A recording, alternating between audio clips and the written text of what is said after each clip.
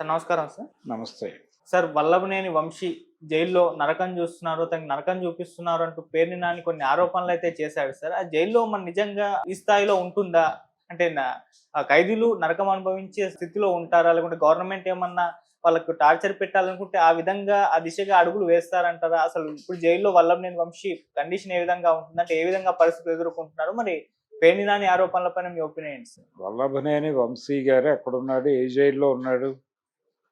ఏ జైల్లో ఉన్నాడు? అనే దాన్ని బట్టి ఉంటుంది. హ్మ్. రాజమండ్రి జైల్లో ఒక పద్ధతి ఉంటుంది. హ్మ్. విజయవాడ జిల్లా జైల్లో ఒక పద్ధతి ఉంటుంది. హ్మ్. విజయవాడ జిల్లా జైలు, గన్నవరంలో కూడా ఒక జైలు ఉంది. ఓకే. గన్నవరంలోనూ జైలు ఉంది. మచిలీపట్నంలో కూడా ఒక జైలు ఉంది. అయితే జిల్లా జైళ్లలో సౌకర్యాలు పరిమితంగానే ఉంటాయి. హ్మ్. సెంట్రల్ జైల్లో ఉన్నన్ని సౌకర్యాలు ఇక్కడ ఉండవు. హ్మ్. ఉండకపోవడానికి కారణం ఏంటంటే రిమాండ్ ప్రిజనర్స్ ఎక్కువ మంది ఉంటారు. వాళ్ళు ఈరోజు వెళ్తారు, రేపు బయటికి వెళ్ళిపోతారు, బెయిల్ వచ్చేస్తుంది. రిమాండ్ ప్రిజనర్స్ ఎక్కువ శాతం ఉంటారు. అలాగే పెద్ద నేరగాళ్ళని అక్కడ ఉంచరు. అంటే పెద్ద సెక్షన్స్ ఉంటాయి కొన్ని. ఇప్పుడు సపోజ్ టాడా యాక్ట్ ఉందనుకోండి. హ్మ్.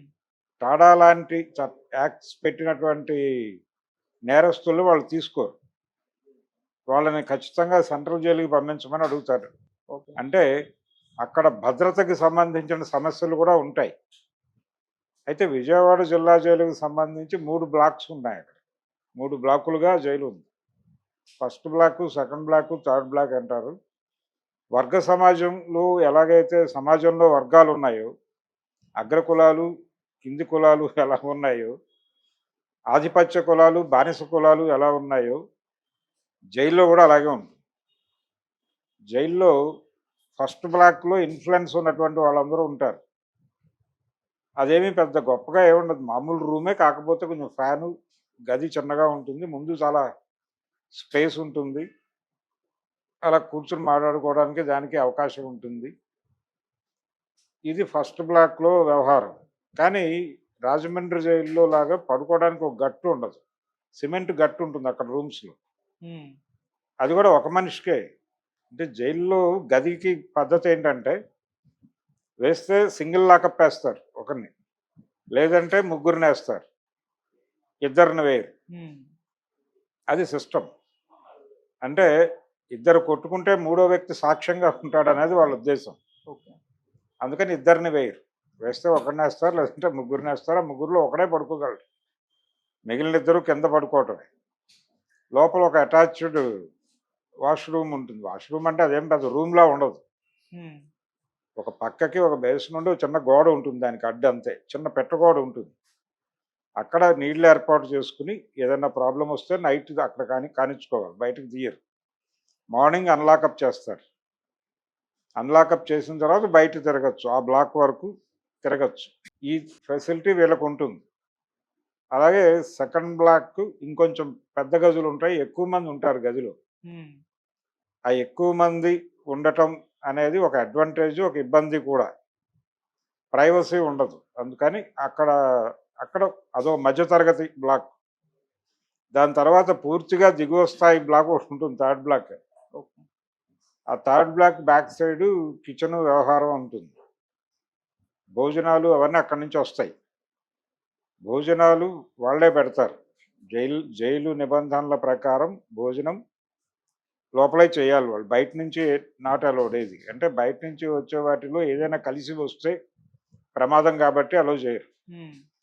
కానీ విజయవాడ జైలు గతంలో బయట నుంచి తెప్పించుకునే ఒక సౌలభ్యం ఉండేది. ఈ మధ్య కొంచెం కట్టుదిట్టాలు చేశారు. ఇదివరకు రోజుల్లో టిఫిన్ కూడా బయట నుంచి తెప్పించుకునేవాళ్ళు చాలామంది. ఓకే. అంటే లోపలికి వచ్చేటువంటి స్టాఫ్ ఉంటారు. అంటే ప్రిజన్ స్టాఫ్ మాత్రమే కాదు. కటింగ్ చేయటానికి వచ్చేటువంటి వాళ్ళు, ఇలాంటి స్టాఫ్ ఉంటారు కొంతమంది. పారిశుధ్యం, హ్మ్. వంట వాళ్ళు, ఇలాంటి వాళ్ళు బయట నుంచి వచ్చే స్టాఫ్ ఉంటుంది. వాళ్ళకి ముందు రోజే డబ్బులు ఇచ్చేస్తారు. రేపు బలాంది పట్టుకురాని. వీళ్ళకి ఒక హోటల్‌తో టై అప్ ఉంటుంది. అక్కడి నుంచి వీళ్ళు కోరిన టిఫిన్‌ల కాగితాలు నైటే వెళ్ళిపోతాయి. హ్మ్. ఉదయం 6కల్లా రెడీ అయిపోయి ఉంటాయి ప్యాకెట్స్ అన్ని. ఓకే. 7కి వాళ్ళు డ్యూటీకి వచ్చేటప్పుడు ఎవరి దాళ్ళకి పడేసి వెళ్ళిపోతారు. వెళ్ళిపోయే వాళ్ళు ఇదివరకు. ఇప్పుడు ఆ ఫెసిలిటీ లేదు. ఇదివరకు రోజుల్లో ఉండేది. ఇప్పుడు అది దాని స్థాయి పెంచారు. దాని స్థాయి పెంచిన తర్వాత పోయింది అది. నిజానికి ఆ జైలు కూడా అక్కడి నుంచి తరలించాలి అని ఒక ప్రతిపాదన చాలా కాలంగా ఉంది. హ్మ్. చంద్రబాబు నాయుడు గారు ఉమ్మడి రాష్ట్ర ముఖ్యమంత్రిగా ఉన్న రోజుల నుంచి ఆ ప్రతిపాదన ఉంది. ఆ జైలు అక్కడ తీసేయాలి అని. తీసేసి ఊరి చివర కట్టాలి అనే ప్రతిపాదన ఉంది. దానికి స్థలం కేటాయింపు కూడా జరిగింది. కానీ జైలు షిఫ్ట్ అవ్వట్లేదు. ఇక్కడే ఉంటోంది. ఇది సౌకర్యంగా ఉందని చెప్పి ఇక్కడ నడుపుతున్నారు. ఈ నడిపే క్రమంలో దీన్ని కొంచెం బెటర్మెంట్ చేశారు. కొంచెం కట్టుదిట్టమైన ఏర్పాట్లు చేశారు. అందులో భాగంగా కొన్ని ఫెసిలిటీస్ పోయినాయి. ఆ పోయిన ఫెసిలిటీస్‌లో ఇదొకటి. సో, బయట నుంచి తెప్పించుకునే వాళ్ళు చాలా బయట నుంచి వచ్చేసేవి. టీలు రెగ్యులర్‌గా వచ్చేవి బయట నుంచి. ఆ ఎదురుగుండా అంటే తాలూకా ఆఫీస్ ఉంటుంది. తాలూకా ఆఫీస్‌లోనే వెనకాల జైలు ఉంటుంది. ఇది బ్రిటిష్ వాళ్ళ స్ట్రక్చర్. ఎలా ఉంటుందంటే బ్రిటిష్ వాళ్ళ స్ట్రక్చరు లోకల్ ఆఫీసులన్నీ ఒకే కాంపౌండ్‌లో కడతారు. హ్మ్. ట్రెజరీ కూడా అక్కడే ఉంటుంది. ఓకే. ట్రెజరీ, తాలూకా ఆఫీసు, ఇతర ప్రభుత్వ కార్యాలయాలు, పౌర సరఫరాలు ఇవన్నీ ఒకే కాంపౌండ్‌లో కట్టేసి, ఆ కాంపౌండ్‌లోనే జైలు కూడా పెట్టేసేవారు. పెట్టేసి అది మొత్తం ఒక కాంపౌండ్ కింద ఉంటుంది. ఇది వాళ్ళ స్ట్రక్చర్. ఏ ఊళ్ళో అయినా ఇదే ఉంటుంది.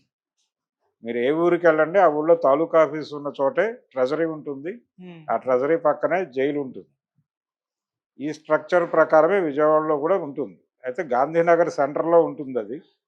ఉండడంతో హార్లిక్స్ సీసాలు ఇచ్చి, ఆ పక్కన ఉన్నటువంటి డైమండ్ టీ సెంటర్ దగ్గర నుంచి టీలు తెప్పించుకునేవాళ్ళు. హ్మ్. గేట్ దగ్గర సీసా డబ్బులు ఇచ్చేస్తే, కొంచెం కమిషన్ తీసుకొని సీసా బయటకి పంపించి, ఈ డెలివరీ కోసం బాయ్స్ ఉండేవాళ్ళు ఉంటారక్కడ. వాళ్ళకి ఇచ్చేస్తే వాళ్ళు పట్టుకొచ్చి ఇచ్చేస్తారు. అంత ఈజీ మార్కెట్ యాక్సెసిబిలిటీ ఉండేది విజయవాడ జైలుకి. ఇప్పుడు కొంచెం కట్టుదిట్టం చేశారు. ఒక గేటు వ్యవస్థ అన్నీ వచ్చినాయి ఇప్పుడు. హ్మ్.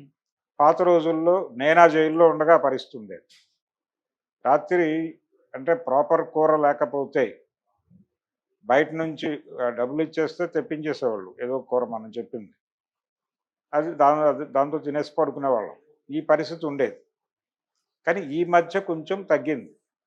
విజయవాడ జైలుని 5 స్టార్ జైలు అనేవాళ్ళు ఆ రోజుల్లో. 5 స్టార్ జైలు అంటే ఏదైనా దొరుకుతుంది మీ దగ్గర డబ్బులుంటే అనే పరిస్థితి ఉండేది. కానీ ఇప్పుడు అంత లేదు. జైల్లో ఏం పెడతారో అదే తినాలి. హ్మ్. చంద్రబాబు నాయుడు గారు కూడా అదే తినాలి రాజమండ్రిలో. కానీ ఆయనకి ఒక కోర్టు నుంచి పర్మిషన్ తెచ్చుకున్నాడు ఆయన. భోజనం బయట నుంచి తెప్పించుకుంటామని. అలాగే ఇక్కడ వల్లభనేని వంశీ దగ్గరికి వచ్చేసరికి ఆయనకి అనారోగ్య సమస్యలున్నాయి. ఆయన కింద పడుకోలేడు. పడుకున్నా లేవలేడు. ఆయన వెన్నుపూసకు సంబంధించినటువంటి సమస్యతో బాధపడుతున్నాడు. అందుకని ఆయన కింద పడుకోవడం కుదరదు కాబట్టి లోపల ఫెసిలిటీస్ ఏమి ఉండవు ఇమ్మీడియట్‌గా. వెళ్ళినప్పుడు అలా అడ్జస్ట్ అవ్వాల్సిందే. కిందే ఉంటుంది. వాళ్ళు ఇచ్చేది ఏమిటి? ఒక పట్టా ఇస్తారు. ఒక దుప్పటి ఇస్తారు. అంతే. కింద వేసుకోవడానికి ఒకటి, పైన కప్పుకోవడానికి ఒకటి ఇచ్చి ఒక జైళ్ళల్లో రాజమండ్రిలోనో మరో చోట తయారైనటువంటి జనపనార పట్టా ఒకటి ఇస్తారు. హ్మ్. ఆ పట్టా వేసుకుని దాని మీద వాళ్ళు ఇచ్చినటువంటి ఒక దుప్పటి వేసుకుని దాని మీద పడుకోవడమే. తల కిందకి దిళ్ళు గిళ్ళు ఏమీ ఇవ్వరు వాళ్ళు. జైలు ప్రొవైడ్ చేయదు. వాటితోనే గడిపేయాలి. వాటితోనే గడిపేస్తారు. కాకపోతే వీళ్ళు బయట ప్రీమియం లైఫ్‌కి అలవాటు పడి ఉంటారు కాబట్టి, ఆ ప్రీమియం లైఫ్ తాలూకా జబ్బులు కూడా ఉంటాయి కాబట్టి, ఇప్పుడు అతని వైఫ్ చెప్పింది. బ్యాక్ ప్రాబ్లమ్ ఉంది. ఆయనకు వెన్నుపూస సమస్యలున్నాయి. హ్మ్. ఈ వెన్నుపూస సమస్య ఉన్న వాళ్ళకి నిజానికి అలా కటిక నేల మీద పడుకోవటం అనేది ఒక నివారణ. అనవసరంగా వీళ్ళు ఆఫీసర్స్‌కి పిటిషన్స్ అవి పెట్టుకుని, పరుపులు అవి ఏర్పాటు చేసే ప్రయత్నం చేస్తున్నారు. పరుపులు అలాట్ అయి ఉంటాయి. కన్సిడరేషన్ ఉంటుంది. కన్సిడర్ చేస్తారు. పోలీసు అంటే దీనికి కోర్టు దాకా వెళ్ళక్కర్లేదు. కోర్టు నుంచి పర్మిషన్ తెచ్చుకోవాల్సినవి కొన్ని ఉంటాయి. ఈ భోజనం వ్యవహారంలో కోర్టు పర్మిషన్ ఇవ్వాల్సిందే కానీ, ఈయనకి మెడికల్ సర్టిఫికేట్స్ డాక్టర్ ఉంటాడు లోపల. వారు ఈ ప్రాబ్లమ్ ఉన్నవాడు ఇలా పడుకోవడం కష్టం అంటే కనుక దానికి సంబంధించిన ఏర్పాట్లు బయట నుంచి చేసుకుంటే వాళ్ళు అలౌ చేస్తారు. ఓకే. అది సూపరింటెండెంట్ నిర్ణయానికే ఉంటుంది. సూపరింటెండెంట్ నిర్ణయం పరిధిలో ఉన్నటువంటి సౌకర్యాలు వాళ్ళు ఇస్తారు. అలా సౌకర్యాలు ఇవ్వడానికి ఆల్రెడీ అంగీకరించారని చెప్పింది ఆవిడ. ఇంకా వేరే ప్రాబ్లం లేదు. ఇంకా వేరే ప్రాబ్లం ఏమిటి వీళ్ళకి సమస్య? లోపల నుంచి అవుట్ క్యాంటీన్ అని ఒక ఫెసిలిటీ ఉంటుంది. ఆ అవుట్ క్యాంటీన్ రాసి ఏదైనా కావాలంటే తెప్పించుకోవచ్చు. దిండు తెప్పించుకోవచ్చు, లేకపోతే ఇంకొక 2 దుప్పట్లు తెప్పించుకోవచ్చు బయట నుంచి. అంటే వీళ్ళ అకౌంట్లో డబ్బులు ఉంటాయి. పీసీపీ అని ఒక అకౌంట్ ఓపెన్ చేస్తారు జైలుకి వెళ్ళిన ప్రతోడికి. Personal cash and property account అనేది దాని పేరు పీసీపీ అంటారు. ఆ పీసీపీలో మీ డబ్బులు ఉంటే ఆ డబ్బుల నుంచి మీరు పిటిషన్ రాసి మీకు ఏం కావాలో తెప్పించుకోవచ్చు. అవుట్ క్యాంటీన్ వార్డర్ అని ఉంటాడు. వారు సూపరింటెండెంట్ అంటే మీరు ఇచ్చిన పిటిషన్ సూపరింటెండెంట్ సంతకం పెట్టాక వారి దగ్గరికి వెడుతుంది. ఓకే. ఆ సంతకం పెట్టిన పిటిషన్లలో ఏమి రాసి ఉన్నాయో అవి కొనుక్కొచ్చి అక్కడ పడేస్తాడు అతను. అవి వీళ్ళకి డెలివరీ అయిపోతాయి. సో ఈ ఫెసిలిటీ ఉంటుంది. అలా రాసి తెప్పించుకోవచ్చు. ఏదైనా కావాలంటే మందులు డాక్టర్ గారికి చెప్పి, అయ్యా నాకు బయట ట్రీట్మెంట్ ఇది జరుగుతోంది, ఈ మందులు కావాలంటే ఆయన సంతకం పెడితే అవి తెచ్చిస్తారు. సో సమస్య ఉండదు. అలాగే ఇంటర్వ్యూ ములాఖాతులు వస్తాయి. ములాఖాతులకు వచ్చిన వాళ్ళు ఏవేవో పట్టుకొస్తారు. అవన్నీ లోపల స్టాక్ అయి ఉంటాయి. అవి తింటూ ఉంటారు. టెక్నికల్గా సమస్య ఉండదు జైల్లో. కాకపోతే ఏంటంటే మార్నింగ్ బ్రేక్ఫాస్ట్ వాళ్ళు పెడతారు. కానీ ఏం పెడతారు? ఒకరోజు ఉప్మా పెడతారు, ఒకరోజు పులిహోర పెడతారు. పూరీలు, ఇడ్లీలు, దోశలు ఇలాంటి ప్రోగ్రాం ఉండదు. ఓకే. ఎందుకంటే బల్క్ కుకింగ్ ఒకటి. రెండోది యాక్చువల్గా ప్రిజన్స్కి బ్రేక్ఫాస్ట్ ఇది లేదు రూల్. అయితే 60 దశకంలో సెంట్రల్ జైళ్లలో ఒక నిరాహార దీక్ష జరిగింది. ఎంవి రమణారెడ్డి గారు ఇప్పుడు ఉన్నాడు ఆయన రైటర్. ఎంవీఆర్ పొద్దుటూరు డాక్టర్ ఆయన. వారు అప్పుడు జైల్లో ఉన్నాడు అక్కడ రాజమండ్రిలో. వీళ్ళందరూ ఒక సమ్మె చేసి ప్రభుత్వం నుంచి ఒక ప్రొవిజన్ తీసుకున్నారు కానీ దానికి స్పెషల్ రేషన్ ఇవ్వాలి అనే డిమాండ్ సాధించుకోవాలి. ఓకే. దాంతో ఏంటి వీళ్ళకి భోజనాలకి దానికి ఇచ్చినటువంటి అలాట్మెంట్లోనే బ్రేక్ఫాస్ట్కి కొంత రైస్ తీశారు విడిగా. అది ఒకరోజు బియ్యపు రవ్వ ఉప్మా వస్తుంది, ఒకరోజు అదే బియ్యం పులిహార చేసి పంపిస్తారు. అవి తినాలంతే. అవి తినేసి అక్కడ టీ వస్తుంది. టీ ప్రొవిజన్ ఉంది. సో టీ తాగేసి అలా ఉంటే మధ్యాహ్నం భోజనం వస్తుంది. భోజనం పట్టుకొని అంటే ప్లేట్లు తీసుకెళ్ళి నిలబడితే వాళ్ళు పెడతారు. అది ఎక్కడో చోట తినేసో లేదో లోపల పెట్టుకుని నెమ్మదిగా తినో ఏదో చేయాలి. ఈవినింగ్ లాకపోవడానికి ముందే భోజనం సరఫరా చేసేస్తారు. ఈ భోజనం తిని లోపలికి వెళ్ళేవాళ్ళు ఉంటారు, లోపల పెట్టుకుని తర్వాత తినేవాళ్ళు ఉంటారు. వాళ్ళ పద్ధతి. అయితే ఈ ఫస్ట్ బ్లాక్లో అలాట్మెంట్ ఇచ్చుంటారు ఇతనికి, వల్లభనేని వంశీకి. అక్కడ సౌకర్యాలు బాగానే ఉంటాయి.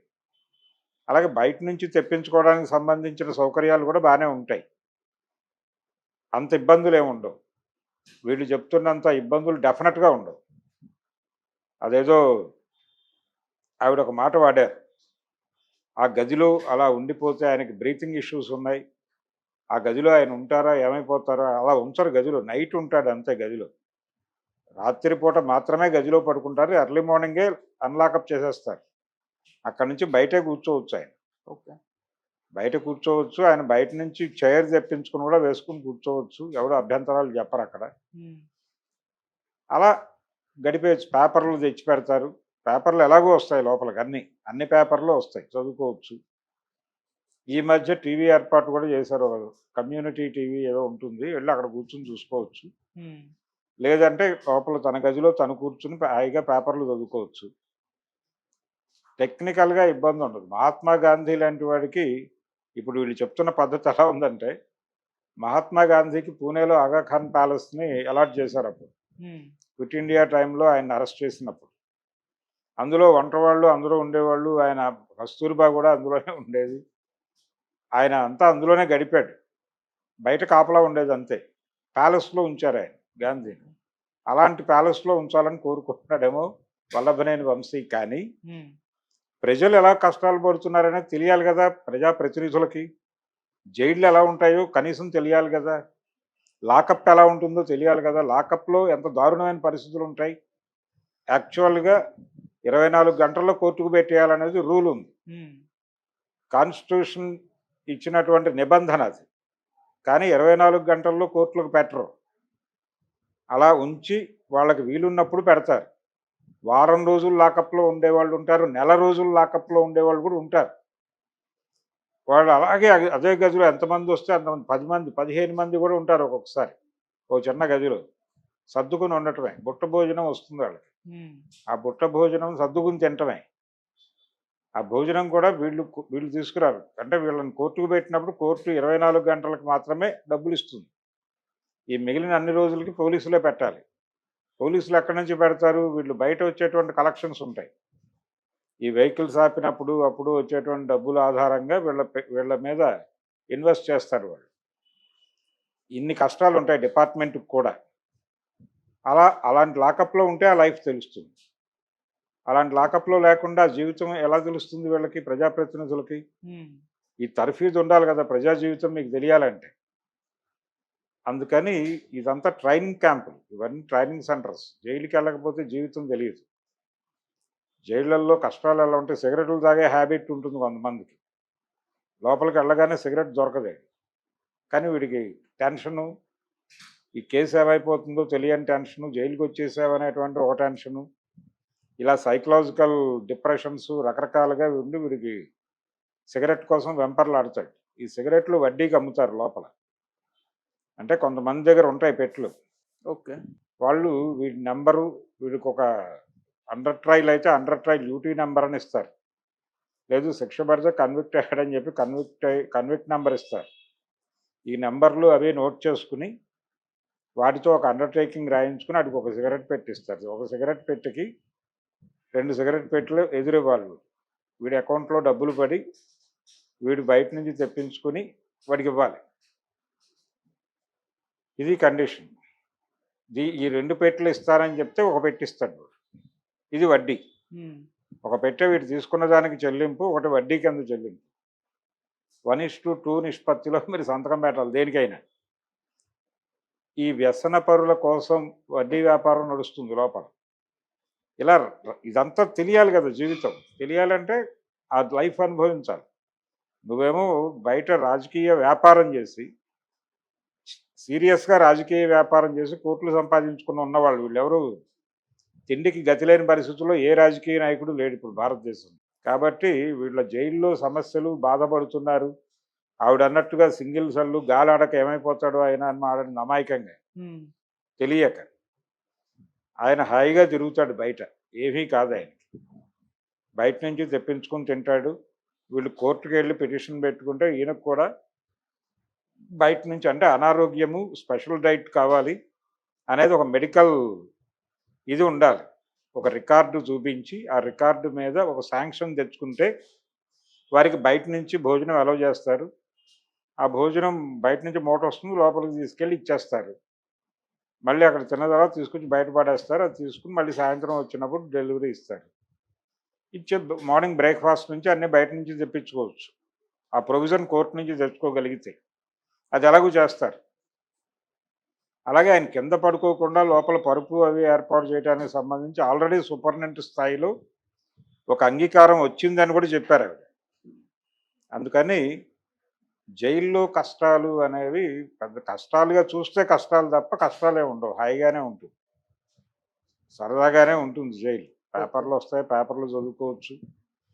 ఇంకా కావాలంటే డబ్బులు ఇచ్చి అవుట్ క్యాంటీన్ రాసుకుని పత్రికలు తెప్పించుకోవచ్చు, బుక్స్ తెప్పించుకోవచ్చు, చదువుకోవచ్చు లోపల కూర్చుని హాయిగా. బయట చదువుకునే వెసులుబాటు ఉండదు.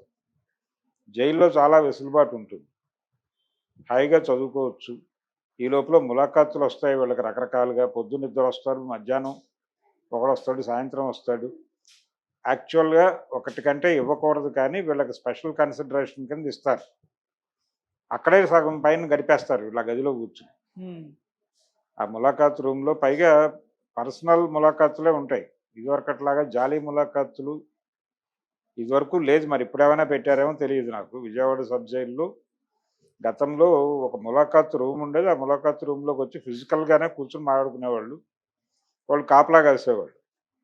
అయితే తర్వాత రోజుల్లో వైఎస్ రాజశేఖర రెడ్డి సీఎంగా ఉండగా అన్ని జైళ్లలోనూ జాలీ ములాఖాతులే పెట్టమన్నాడు ఆయన, సెక్యూరిటీ ప్రాబ్లం రీత్యా. అలా ఒకవేళ ఇప్పుడు ఏవైనా జాలీ ములాఖాతులు ఉన్నాయేమో కానీ వీళ్ళకి స్పెషల్ కన్సిడరేషన్ కింద ములాఖాతులు ఏర్పాటు చేస్తున్నట్టుగానే మనకు అర్థమవుతుంది. ఉమ్, ఎందుకంటే జగన్మోహన్ రెడ్డి గారు వెళ్ళి మాట్లాడాడు, పేరు నాని గారు వెళ్ళి మాట్లాడాడు, ఆవిడ రెగ్యులర్గా వెళ్ళి మాట్లాడుతున్నారు, అతని వైఫ్. సో ఆ ప్రాబ్లం ఏం లేదు. ఇంట్లో వాళ్ళు పట్టించుకోకుండా అసలు వదిలేసిన వాళ్ళు చాలామంది ఉంటారు లోపల.